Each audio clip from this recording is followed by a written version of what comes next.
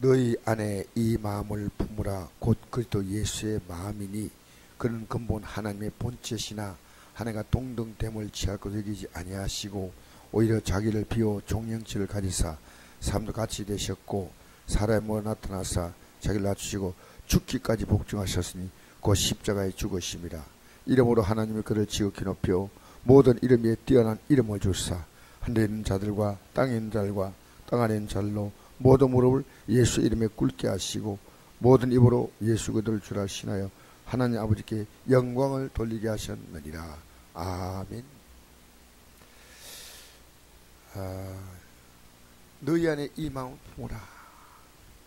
그러면 반대로 말하면 우리는 이 마음을 갖고 있지 않다는 얘기입니다. 그래서 예수님 마음이 어떤 마음이냐면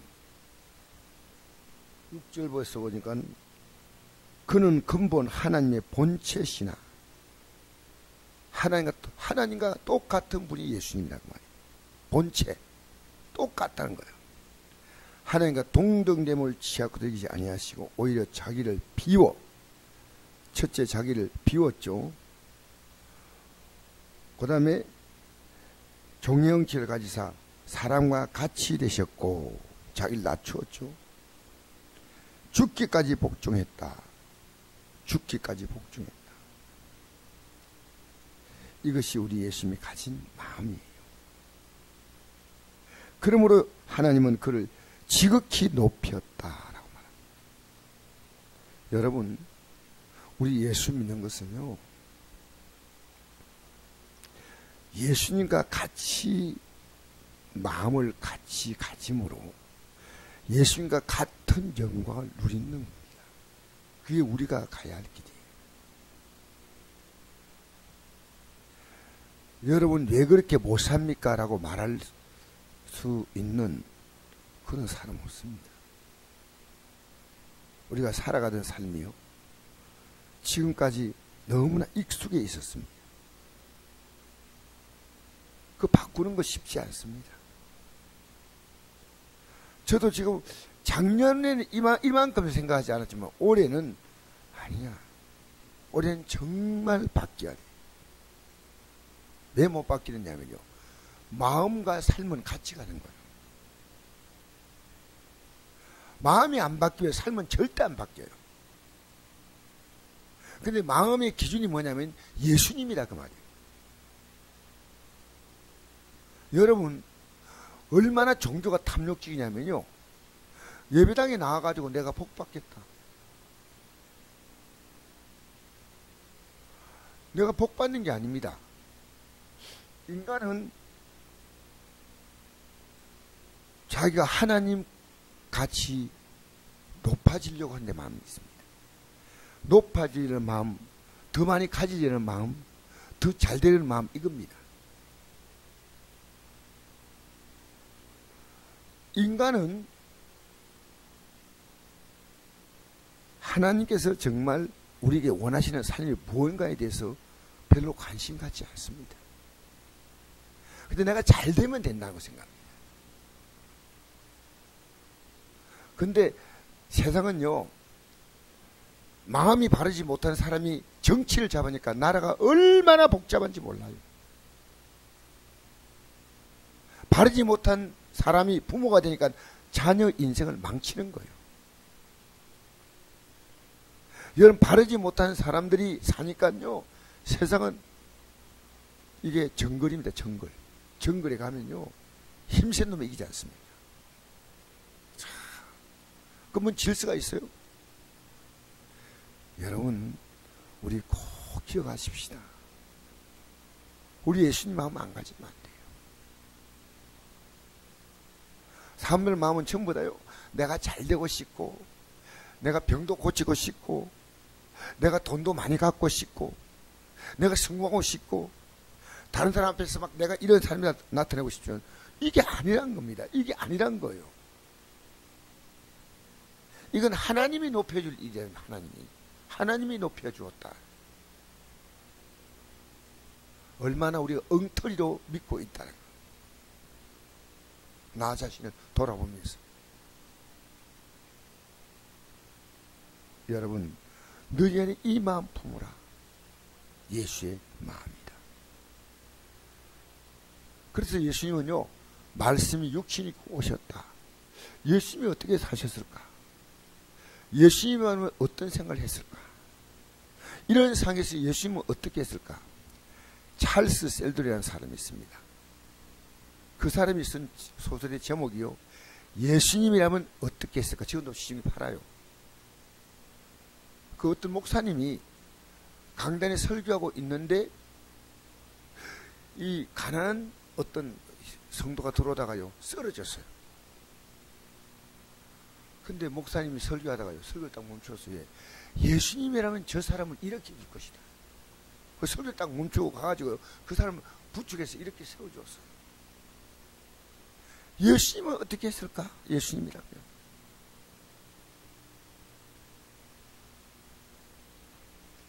어렵습니다. 이걸 어렵다고 모르는 종교인들은요, 자기는 안 하고 남에게 하라고 가르치는 바리새인과 똑같아요. 여러분, 저는 제가 올해 더 바뀌어야 된다는 생각하니까요, 얼마나 우리 성들이 힘들 것이다 느껴요. 왜? 제가 바뀌려고 생각해요. 말투 하나까지, 오늘 표정 하나까지, 내 마음의 생각 하나까지 바뀌어야 되거든요. 바뀌어야 돼요. 지금 예수의 마음은 어떤 마음일까? 요한일서 4장 9절 한번 읽어볼까요? 거기 나와 있죠. 시작. 예수 하나님의 사랑이 우리에게 이렇게 나타난 바 되었으니 하나님이 자기의 독생자를 세상에 보내시면 그러면 우리를 살리려 하심이라. 하나님의 사랑은요, 내가 잘 되는 것이 아니라 나 때문에 다른 사람을 잘 되게 만드는 거예요. 예수님은요, 여러분 때문에 다른 사람을 잘 되게 만든다. 세상은 한 사람이 잘 되면 그 사람 때문에 다른 사람이 잘 됩니까? 피해를 봅니까? 피해를 봐요. 저 사람이 잘 됨으로 전부 다 잘 되는구나. 어떤 사람 한 사람이 잘 되면요, 그 사람이 모든 다른 사람들에게 그만큼 수혜를 주면, 도움을 주면 그것이 예수님이 가진 마음이야. 우리를 살리려고 하지도, 살리려고. 나 때문에 성곡교회가 살아나고, 저는 여러분 위해서, 여러분 저를 위해서, 우리의 가족들 위해서, 우리 이웃들을 위해서 살려야 되겠다. 살리려. 이게 중요합니다. 살리는데 어떻게 살리냐면요, 세상에 보내셨다. 이 세상에 보내셨다는 세상에 와서 비참하게 만들고 죽게까지 만들었다, 그 말이에요. 하나님의 사랑은 첫째는 비우는 마음이에요. 우리의 구원을 위해서. 자, 우리 2장 6절에 8절 다시 한번 읽어봅시다. 시작. 그는 근본 하나님의 본체시나 하나님과 동등됨을 취하고 여기지 아니하시고 오히려 자기를 비워 종형체를 가져 사람같이 되었고. 비우는 사랑. 사랑하려면요, 자기를 비워야 합니다. 내가 사랑함으로 저 사람 날 사랑했지, 그건 사랑이 아니에요. 그건 계산이에요, 계산. 사랑하는 것은 자기를 다 비워야 사랑이 되는 거예요. 자기를 비워야 합니다. 잘난 척하면 사랑은 끝난 겁니다. 그런 사랑이 없어요. 사랑한 자 앞에서는 자기가 다 없어지고 맙니다. 비우는 거죠. 여러분, 부모가 자녀를 사랑하잖아요. 자녀가 얼마나 철없어요. 왜 다 비우고 그 자녀를 받아주는 거예요. 왜냐하면 사랑하는 자로 내 마음이 가득 차기 때문입니다. 그래서 마음을 다하여 사랑한다. 이게 사랑입니다. 우리 마태복음 22장 37절 한번 볼까요? 그 밑에 나와 있죠. 시작. 예수께서 이르시되 내 마음을 다하고 목숨을 다하고 뜻을 다하여 주 너희 하나님을 사랑하라 하셨으니 그것이 크고 첫째인 계명이요 둘째도 그와 같으니 내 이웃을 내 자신같이 사랑하라. 사랑하라. 그 밑에 한번 읽어볼까요? 고린도서 5장 13절 시작. 우리가 만일 미쳤어도 하나님을 위한 것이요 정신이 온전하여도 너희를 위한 것이니 그에 대한 사랑이 우리를 강건하신도다. 우리가 생각하는데 한 사람이 못남 대신하여 죽으셨은즉 모든 사람이 죽은 것이라. 여러분, 주님께서는 그 주님의 사랑을 우리가 알면요, 우리가 주님의 사랑을 받아들여야 됩니다. 둘째로 이 사랑은요, 자기를 낮추는 마음이에요. 그 겸손이거든요. 겸손. 우리 8절 한번 읽어볼까요? 시작. 사람의 모양으로 나타나셨으며 자기를 낮추시고 죽기까지 복종하시니 곧 십자가에 죽으심이라. 자기를 낮추셔서 어디까지 낮추셨면요, 사람 거릇까지 낮아졌다. 사람까지. 이것은요, 좀 더 쉽게 표현하면요, 우리 사람이 짐승이 되었다는 것과 똑같습니다. 사람이 개나 소나 이 짐승이 되었다는 거예요. 그래서 우리를 대신해서 죽었어요.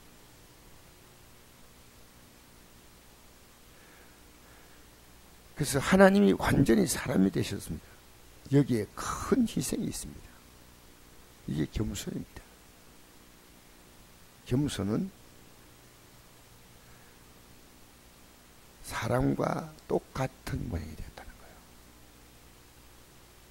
여러분, 그 사람 사랑한다 할 때요, 그 사람 입장과 환경과 모든 것을 내가 똑같아지는 거예요.